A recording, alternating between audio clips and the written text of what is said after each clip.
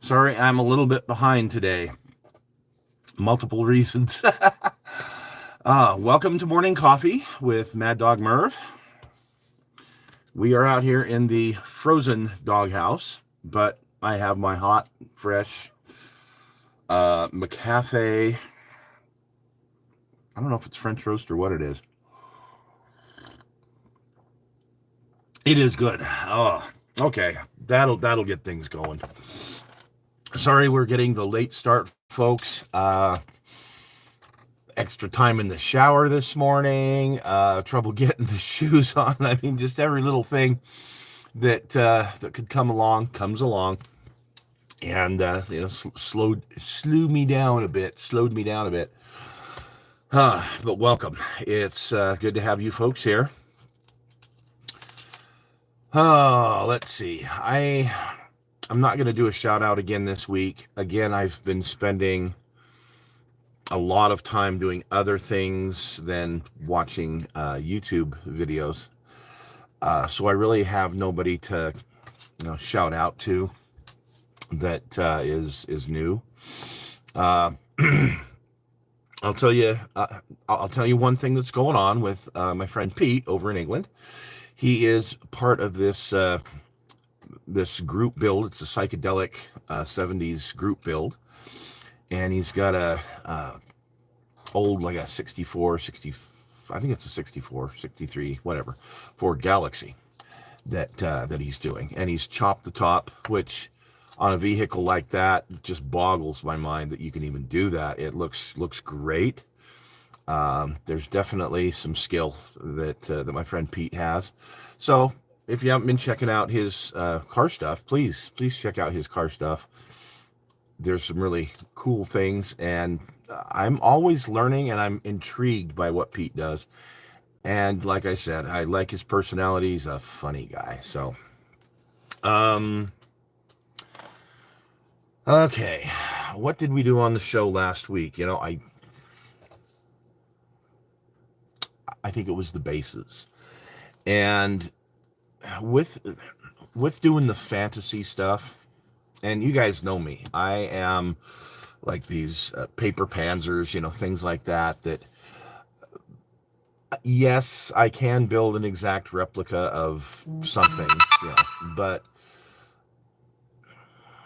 I much more prefer the creativity of the paper panzers or the experimental aircraft or the Warhammer figures, that never existed, that kind of stuff. There's definitely for me, and I don't know what it is. It's just that intrigue of something that is fantasy, and I can really do whatever I want comfortably and be real creative. So I guess that's what draws me to those sorts of things. On these bases that I was working on, I had found the one set over at MRS. I thought, I'm going to try them out. We're going to paint them up, and they look kind of interesting. And I'll just leave it at that. They look interesting. I've used them for 3 squads, so far 30 of them I've used. So I am using them. The kind of a green, gooey looking, I want to do those better. Hey, how you doing, Pete? Yeah, I know your ears are burning. It's good to see you, my friend. I was just telling these folks about your psychedelic car build, and the fact that cutting the top off that Galaxy, cutting it down a little bit, just boggled my mind that you could do that. Oh, so I'm gonna get off on a side note here. Speaking of which, so Pete was watching some of the videos of cars that I've had over the years. One thing that I came really close to owning way back in the day was a 64 Galaxy. My grandfather had a 64, I think it was a 64, but it was a 4-door. And, back in the day, a 4-door car just was, that meant uncool. When he quit driving, it was offered to me. I already had the Cougar, so I kind of passed on it because it was a 4-door car. Oh, yeah, that interior swap. Again, you guys got to check out what Pete's doing there. He's a brave soul. And I still have residual crud in the lungs. But I really like those old Galaxies. I think they're really neat. I tried to own one, a two-door, many times. Never really happened. Hey, Mr. Johnson, how are you? Good to see you, man. Hopefully everything's going well in your neck of the woods. Speaking of neck of the woods, I don't know what it is in Celsius, Pete, so you'll have to do the conversion. But it's cold. It was 20 degrees when I came out here.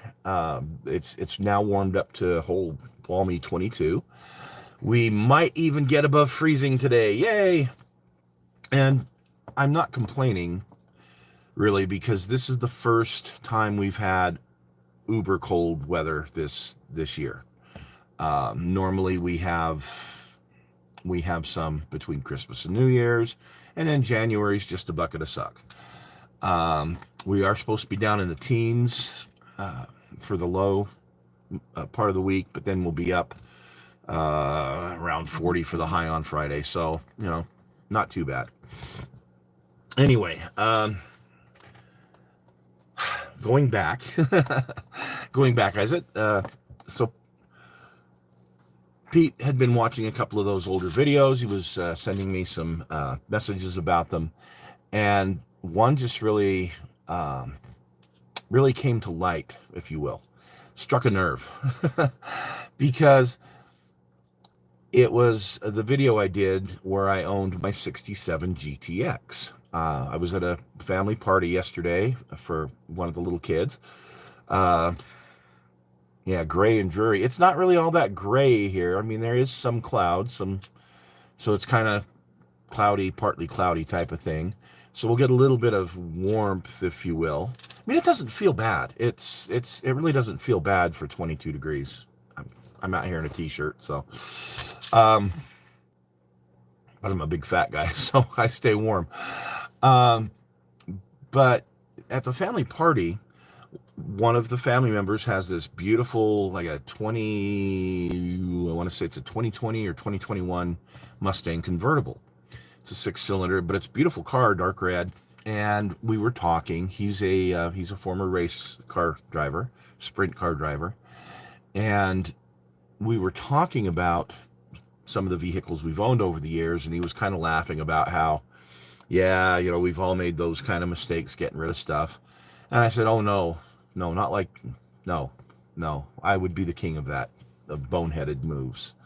To own a 67 GTX at one point in time, to even have it with an original motor at one point in time, and to wind up getting rid of it, and what it would be worth today, even in the decrepit condition that I saw it in last, yeah, it'd be worth a small fortune. So, yeah, I guess we all do that, but I seem to be the king of, having really cool stuff, 69 Charger, 340 Duster. I mean, all the stuff that I've owned over the years that I've wound up getting rid of, So anyway, I digress.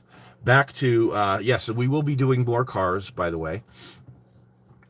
Last week, I mentioned that I had seen where Revell is going to put out a K5 Blazer. It's like a 1986 K5 Blazer. It's from the show Stranger Things, but it has all the goodies for civilian as well as the government use. I saw the parts breakdown for it. I'm really excited to get that when it comes out. Hopefully by February, we'll see. The Mustang 2 should be out anytime. Hopefully by the end of this month. Let's hope, because the sooner the better. I'm really anxious to get in on that. I'm trying to get some things done with my Blood Angels army, because I know as soon as that Mustang shows up, I'm gonna be building on it. So, speaking of, let's talk about what's going on, shall we? Before we talk about what we're going to be doing on the channel. So, my office downstairs is now a storage room for the family, and we really needed it. and I was okay with losing that space because it's not forever. I'll find a better one in the house, but my ships had to come off the wall. Well, next Saturday we're having one of those wonderful open houses at Kit Links, where my friend Mark and I go and socialize with the local modelers that come, and they get to go through all of the cool accessories and things that they have there at the warehouse, and pick what they want. But he's got some great display cases out there, and I've put some things in there for him. A bunch of these are going to go, well, the ones that are finished, I should say. There's a few that still need some work, but the ones that are finished are going to go to Kit Links and be in their display cases. So that's good. Nothing bad happens to them. They get to be in a safe place where they'll stay fairly clean, and I'm excited to get them there. The other news is that I'm going to be, in a couple months, I'm going to be going through here. I'm going to kind of take everything out. I'm going to put it all back again. Well, not all of it. I'm going to put a bunch of stuff back and reorganize this whole mess, because last year's reorganization didn't work well. No, I'm going to take it all out this year, probably first part of March, and get this whole area redone. Reason being is I need space for larger kits, and having this stuff, it's nice, but it's taking up space that I can use for other things that pertain to building. So, going into what's new. If you guys saw the announcement on my YouTube page about today's video, you'll notice there's a big Millennium Falcon in the picture. Let me tell you the story behind that. Let me tell you a story about a man named Jed. Actually, his name was Alan Kinney, and Alan was my mentor. Alan, I can't speak highly enough about Alan. He helped me in so many ways in my modeling. He would donate a bunch of built stuff to me that he had. Like if he had a bunch of built stuff, didn't have room for it, it'd come to me. He was big into B-24s, and he had lots of B-24 books. So we spent a lot of time together talking about that. Once Alan passed away, and a lot of my armor that was already built and not painted came from Alan. So when he passed away, there was some things, and I did a video on it, some things that he had left specifically for me, and I still have them here. They're very dear to me. One of them is that twin 128 millimeter flat gun. That's really cool. Anyway, the gentleman who was taking care of his estate had contacted me last week and said, "Hey, I'm at my storage unit and I found something that I forgot that I had in here that had belonged to Alan, and well, you're the first person I thought of." So he says, "Would you like it?" And I wasn't exactly sure what it was. He said it was a Millennium Falcon, and I figured it was probably that one that came, and I can't remember who made it years ago, that from the 70s, probably about this big, pretty well detailed, When he shows up at my house, opens up the back end of his vehicle. I mean, this thing's like 3.5, 4 feet long. It's huge. Huge. There's a small box with some parts that have fallen off and whatnot, or still need to be put on. And then there's like 4 binders of manuals of how to build this thing. So I still don't know who the company was that made it, but it's I guess it was one of those things you would send away. They'd send you some parts, and they'd send you the manual, and then you'd build so far, and then next month they'll send you more parts and add another manual type of thing, because there's like, I don't know, 40 manuals to this and a lot of parts. But you can take off some of the access panels, and it's got a full interior The cockpit is all there. Supposedly it's lit. It's got LEDs. Again, I haven't taken it and put it out and played with it and checked it out because I have no place to do that. It will not fit on this space that I have here to build. It will not fit anywhere here in the doghouse. So it's currently sitting in the trunk of the Mustang, where it will be safe for a few weeks until I can clear a space, because I have no place in the house I can put that. I need to be able to put it down on a table, examine it, see what still needs to be done, see what works, see what doesn't, and then make some determinations from there. Here's the really cool thing about this.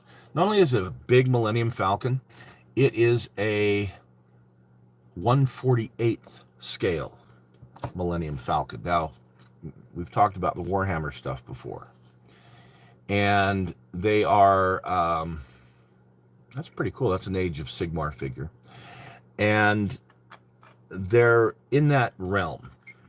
Some say the newer models are 48, some say they're 43, some say they're 52 or whatever they are, but they're real close to that 48 scale.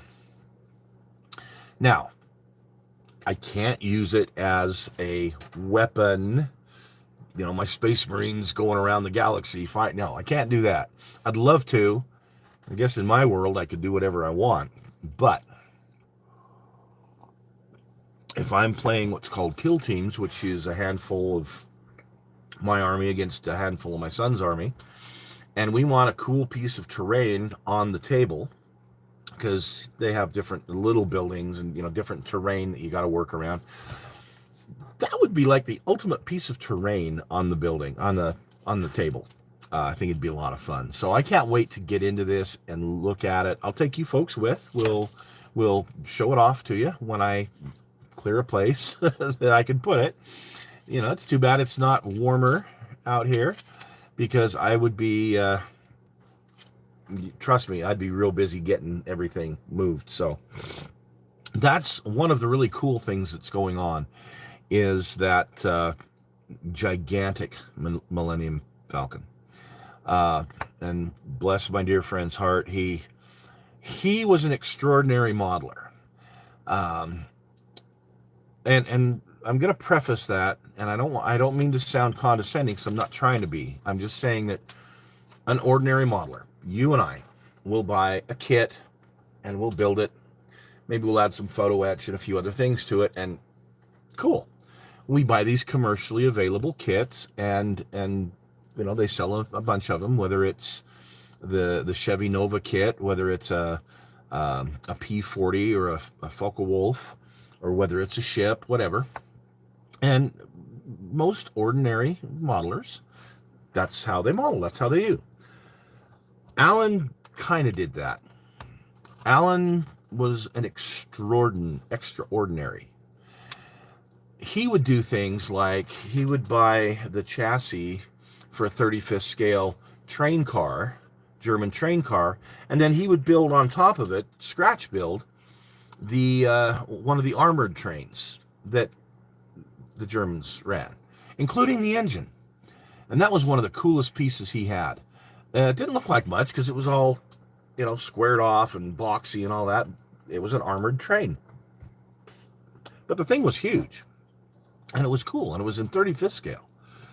It had all these anti-aircraft guns and other type of guns on it that were accurate for an armored train of the 1940s. He would do that kind of stuff. Alan built just amazingly different things. And so if you or I would buy a Millennium Falcon and we'd get a big one, we'd buy that big one by, you know, whoever made it, MPC or whoever. Alan was extraordinary, and he would buy the one that was, you know. So I was very blessed to know that man, and to be able to learn a lot from him. And again, when he passed away, there were parts of his collection that I got, and they're very different. at one time he was into figures as well, but they were the little Shogun um, type figures, Japanese knights, Japanese warriors. Wow, they were amazing. And they were expensive too. The one thing with Alan is he had the money and he would buy really expensive, real cool stuff. So anyway, enough about that. So that's going on. Getting ready to make a move with these, and then we're getting ready to tear this apart and redo it, which I'm looking forward to the spring. Upcoming on the show tomorrow, we will be, I think we're going to do a old school building. We haven't done one of those in a while, and I thought it would be kind of fun this time of year. Usually the Human Rights Day holiday, I spend on the internet researching Salt Lake City history. That's what I usually do this time of year. And so it's just kind of fitting. I'll go ahead and do another old school building of Salt Lake. Hopefully something that you guys find interesting. Yeah, that Carl is so cool. Okay, so the Carl, if I recall, that's the big siege gun, right? They also made Pete, help me remember here. It's the one with the really, really long gun. Axis Annie, or I can't remember what it was. Anyway, it's the big rail artillery piece that had the huge long gun on it. They only fired it a couple of times. I can't remember the name of it. Funny you bring that up, Pete, because yesterday when I was at MRS Hobbies, they also have on display a few pieces that Alan had done for them. Yeah, he did the entire set of 3. My understanding is there was 3. The one that's on display down there at MRS, though, is the one with a really long barrel. So I don't know, how many feet long is it? 5 feet? The Loki, yeah. Yeah, the long barreled is the leopard. It was the leopard. Okay. It's like 5 feet long and at least 4 feet tall. The barrel is,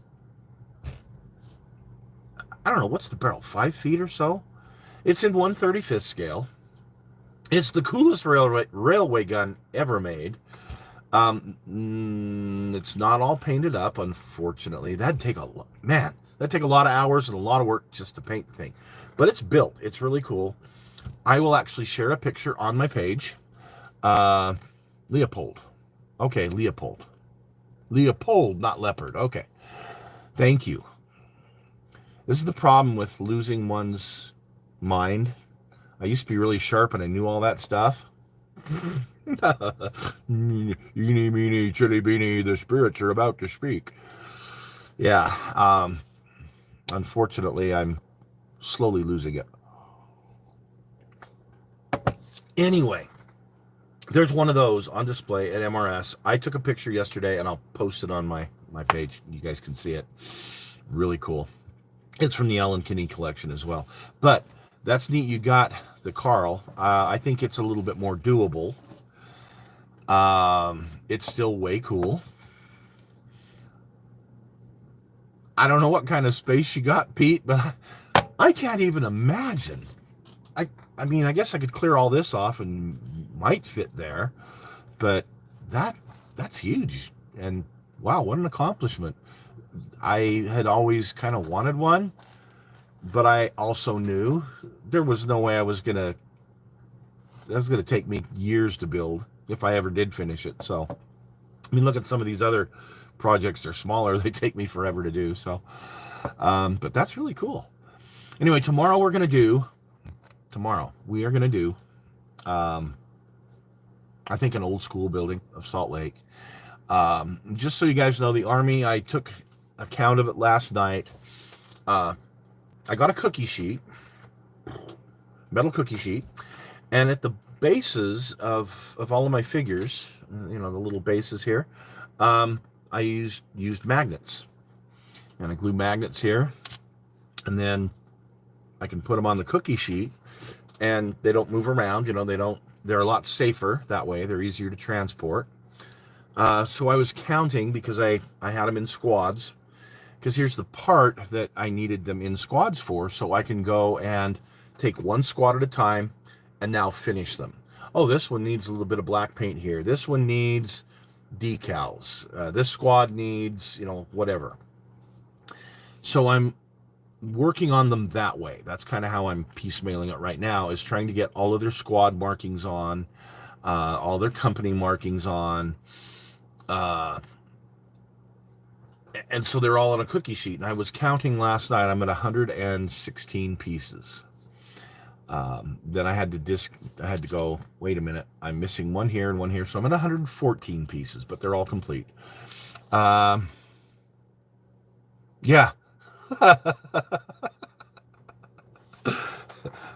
I feel you, Pete, running out of space. Fortunately, I am good friends with a couple of hobby shop owners, and we'll be displaying more of the stuff.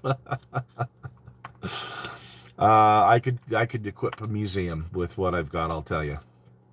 I feel you, buddy. It's tough because they're cool, they're neat, they take up a lot of space, and you look at them once in a while and go, hey, yeah, that's pretty cool, and then you turn away and go back to another new project. So yeah, I just got to do the hard thing, and I've got to downsize. So anyway,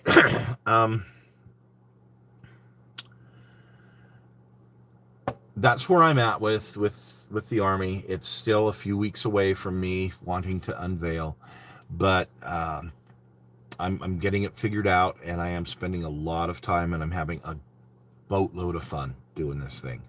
Those bases have been fun, even though some of them are more fantasy. There's other things that when I do some of my other figure basing, I'm going to use the techniques and things that I learned from this Warhammer. So that's going to be fun for me. Now, what else is coming up? Kid Hoarder Stash this week. Hey Chris, how are you, buddy? I will see you on Saturday. You and the missus, bring her by. Pizza, drinks, and Mark and I making wisecracks. So it'll be fun. Kid Hoarder Stash, I did a thing, guys. It's a good thing that it's Sunday. You guys all get to be my priests as I bless me my fellow modelers, for I have sinned. I did a thing. So I could see that I was getting pretty close to the end of my army. So what's my next project going to be? And I'm at the hobby store. I've got the grandkids with me. It's a tradition that I take Finley about every other week. And Finley and I go and I get him some little Hot Wheels cars. I'm just checking out Cruella. She's out there running around. I get him some little Hot Wheels cars. It's the cutest thing. I got a big bin of them that are loose, and I let him pick 3. This time he got 5. It's Grandpa, so I couldn't say no. Anyway, he gets that, and then my little Aspen was with me, and she likes the Funko Pops, and they're about $11 a crack. It's just been a kind of a tradition. When I would take her to her mom's to visit every week, we would go to the hobby shop, and I'd let her pick one out. Well, I got them both there, so I had to get her one of those. While we were there, I noticed a few things for Grandpa. They had restocked. They'd had a restock of some paint and some Warhammer. When I saw these guys, I had to have them. Just so you know. And you'll all go, yeah, they're right up my alley. It's called the Battle Sister Squad. Okay. This is the Sororitas. I can't remember. Astartes is a Sororitas. A lot of the guys just call them nuns with guns because they've got the black and white. They've kind of got the nun-looking gear. And, I mean, come on. Who could say no to a bunch of really hot chicks with swords and guns. Who can say no to nuns with guns? So, yeah, I've got these 10 Battle Sisters. For the kit hoarder stash, we'll be opening this up, looking at it. I've already perused it. It's really cool. These aren't as large, obviously, as the Ultramarines. You know, they're a much bigger, enhanced human type of thing. These are just regular nuns with a purpose of saving the galaxy. So cool. We're gonna look at those on Thursday this week. And yes, I will get to building them one of these days, and they're gonna look really cool next to my other army. I believe they will. So stay tuned for that. All right, so we've got tomorrow's show, old school buildings. We've got the nuns with guns coming up on Thursday. You guys know that this mess, I will get it under control very soon. But I had to kind of move out of that office pretty quick. And like I said, it's okay. It moves my computer and my workstation out into a family room area where I can keep an eye on the grandkids much better as they play in the room next door, you know, type of thing. So I'm looking forward to getting the move finished. I'm looking forward to getting my Blood Angels finished and getting this Millennium Falcon out and playing with that. I want to see if the lights work. If not, I want to get them working. I want to see how much of the interior is there. So far, I've seen some of it, and it's really well done. I think it'll be fun. I think it'll be fun to have some of these battles over this. We'll just call it a freighter, you know, because it's a freighter. Different movie, but hey, it'll work. So, all right, folks, I'm going to finish the coffee. I'm going to get back to the Blood Angels. I got a lot I want to do with those guys today. But thanks for joining me. It's wonderful to have you guys here. Thanks, Pete, for tuning in. Shaving a haircut, 2 bits.